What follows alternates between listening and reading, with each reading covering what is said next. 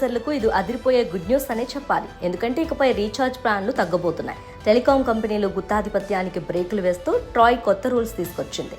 కేవలం calls, SMS మాత్రమే కోరుకునే వారి కోసం ప్రత్యేక ప్లాన్లను ప్రవేశపెట్టాలని ఆదేశించింది. ఇది సామాన్య వినియోగదారులకు గొప్ప ప్రయోజనం చేకూర్చనుంది. టెలికాం రీఛార్జ్ ధరల పెంపుతో బెంబేలెత్తిపోతున్న సామాన్య వినియోగదారులకు ఉపశమనం కలిగించేలా telecom regulatory authority of India కీలక నిర్ణయం తీసుకుంది.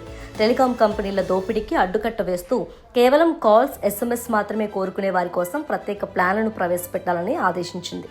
ప్రస్తుతం అన్ని టెలికాం కంపెనీలు ఇస్తున్న ప్లాన్లు ఎక్కువగా డేటా ఆధారితంగా ఉంటున్నాయి. దీనివల్ల ఇంటర్నెట్ వాడని వారు కూడా అదనపు డబ్బులు చెల్లించి విత్ డేటా ప్యాక్ ఉన్న రీఛార్జ్ ప్లాన్లను తీసుకోవాల్సి వస్తుంది. కానీ ప్రస్తుతం TRAI తీసుకున్న ఈ నిర్ణయంతో డేటా లేకుండా కేవలం కాల్స్, SMS ఇచ్చే తక్కువ ధర ప్లాన్లు అందుబాటులోకి రానున్నాయి.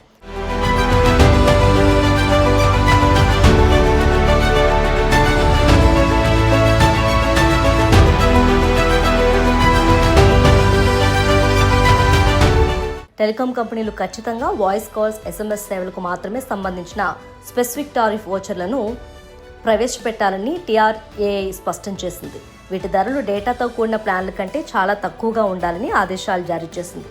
అయితే గతంలో ఇచ్చిన ఆదేశాలతో కొన్ని కంపెనీలు ఇలాంటి రీఛార్జ్ ప్లాన్లు తెచ్చినప్పటికీ వాటి ధరల్లో పెద్దగా మార్పులేమీ చేయలేదు. అంటే డేటా సౌకర్యాన్ని తొలగించినప్పటికీ కూడా సామాన్యులకు పెద్దగా లాభం చేకూరలేదు. దీనివల్ల కేవలం కంపెనీలు మాత్రమే లాభపడ్డాయి.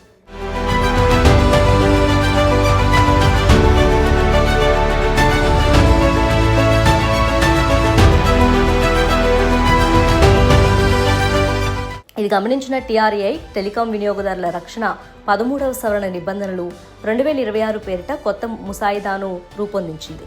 ఈ నిబంధన ప్రకారం ప్రతి టెలికాం సర్వీస్ ప్రొవైడర్ కనీసం ఒక కాల్, SMS ప్లాన్ను అందించడం తప్పనిసరి చేసింది. అలాగే ఈ తక్కువ ధర ప్లాన్లు కేవలం లాంగ్ వ్యాలిడిటీతో మాత్రమే కాకుండా తక్కువ రోజుల వ్యాలిడిటీతో కూడా అందుబాటులో ఉండాలని ట్రాయ్ ఆదేశించింది. ట్రాయ్ తెచ్చిన కొత్త నిబంధనలతో సామాన్యులకు బిగ్ రిలీఫ్ దొరకనుంది. ఇది ఇంటర్నెట్ అవసరం లేని వృద్ధులకు, గ్రామీణ ప్రాంత వినియోగదారులకు ఇది ఎంతో మేలు చేస్తుంది. అంతేకాదు వినియోగదారులు తమకు నచ్చిన సేవలను మాత్రమే ఎంచుకునే అవకాశం లభిస్తుంది. అలాగే ఈ సవరణ టెలికాం మార్కెట్లో పారదర్శకతను పెంచి ఆరోగ్యకరమైన పోటీని ప్రోత్సహిస్తుంది. ఇది వినియోగదారుల అవసరాలను దృష్టిలో ఉంచుకొని కంపెనీలు కొత్త రకాల ప్లాన్లతో ముందుకు రావాల్సిన పరిస్థితిని తీసుకొస్తుంది.